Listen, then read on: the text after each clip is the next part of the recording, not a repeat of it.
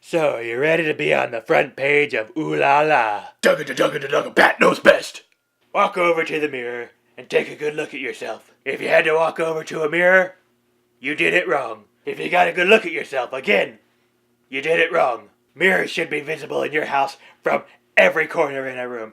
Anywhere you look, you should be able to see yourself, because if you're fancy, you're always gonna have to be on. And speaking of being on and being able to see yourself, no light should look like it's fully on in your house. So take every single light bulb that you own and replace them with Edison bulbs. And I'm not talking factory made either. I mean turn of the century, handmade, glass blown bulbs. The kind that you're not able to touch with your bare hands or they'll explode. These bulbs don't want your plebeian oils all over them.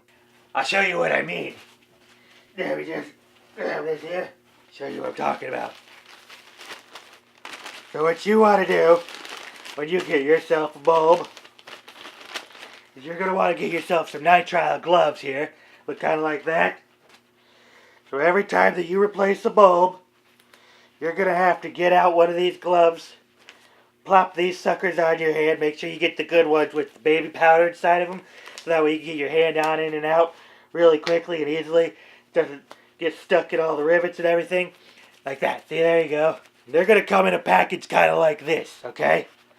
So what you do, pop this sucker out here. So all of your bulbs should closely resemble something like this. Each one of them is going to come in its very own package because God forbid they touch anything else.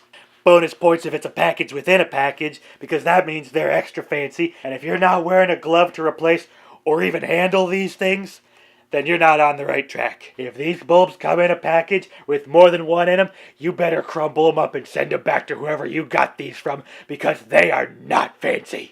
So all your bulbs are going to come in something like that. You better be delicate as the day with them, because boy oh boy are they fragile. And if they break, you better hope to the heavens that your glassblower hasn't retired, because if they have, you might have to find a time machine to the Mesozoic era or something like that to get yourself another one. I don't know what else to tell you. Can you keep those bulbs on for more than an hour? No. Will they need to be replaced in a week? Yes. Are they hard to procure? Oh, you better believe it. But if they were easy to get, then you wouldn't have them. The whole point of being fancy is to show that every single thing that you have and do that could easily be accomplished by modern day practices are now exponentially more difficult to accomplish. Making ice? You better have a chisel and a chunk of glacier. Writing a letter? That letter better be on a 10-pound cast iron typewriter. Even having a drink? That better be in a solid copper mug. Ah, you can taste the patina. And speaking of patina, there's an acronym that you need to dedicate your entire life to. Brass, bronze, copper. All of the metal that you own should be one of those three. And if it's not metal, it should be one of those colors. Get rid of everything that's not some shade of brown. Guests who come to your parties, which better be regularly occurring, should be treated to a sight of exposed beams and pipes upon entering your house. Don't have those? Well, you better tear down a few walls, because they want to see that copper wiring. Bring guests over to your fridge, which should be nothing more than a glorified icebox, and let them partake in a sarsaparilla. Don't know what that is? That doesn't matter. What matters is you calling it a sarsaparilla, because being fancy means making words more fancy, either by embellishing or elongating, or just changing them entirely. You want your friends and guests to feel stupid by not knowing what something is, even though they've always known what that something is. Picture, tableau. Chair, chaise lounge. Medicine cabinet, apothecarium. Does this sound obfuscating? Then it's working. Up your fancy by confusing them even further. Umbrella, parasol. Parasol, bumbershoot. Being fancy means never having to say the same word twice. And you shouldn't be able to either, because your mouth should be covered by either a beard or a pomade-doused mustache. Or a veil protruding from a tiny hat. The tinier the better. Very fascinating. When it comes to being fancy, and this is very important, do not let function come before form. You should be wearing as much fabric as your body can hold. 90% of the time you should be in a 3-piece suit or gown, and when you're not wearing that, you should be sleeping. Are you wearing pants? Well, if you are, those pants need to be held up by something, and I bet you're thinking, well, I'm already wearing a belt, and to that I say again, form over function. Break out the suspenders and strap 'em on, and they better be everywhere. Pants, suspenders. Shirt, suspenders. Socks, suspenders. You need to be tied down like a pack mule. It's Fancy Class 101 and you're getting suspended.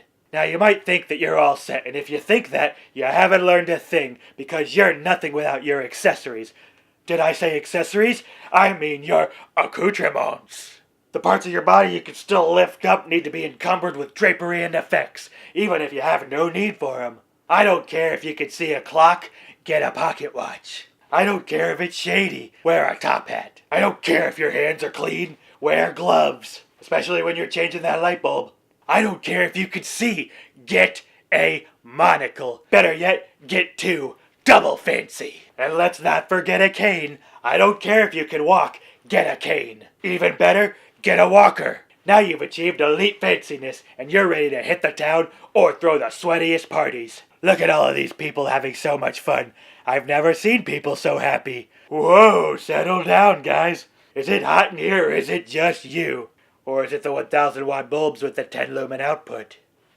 Now if you want to take this to peak fanciness, decide to start living your life in sepia tone. Or you could commission a painting of yourself. What elegancery. So there you have it. Whichever way you go, always remember to wear your heart on your sleeve. And cover that sleeve with a blazer. And cover that blazer with a half cape.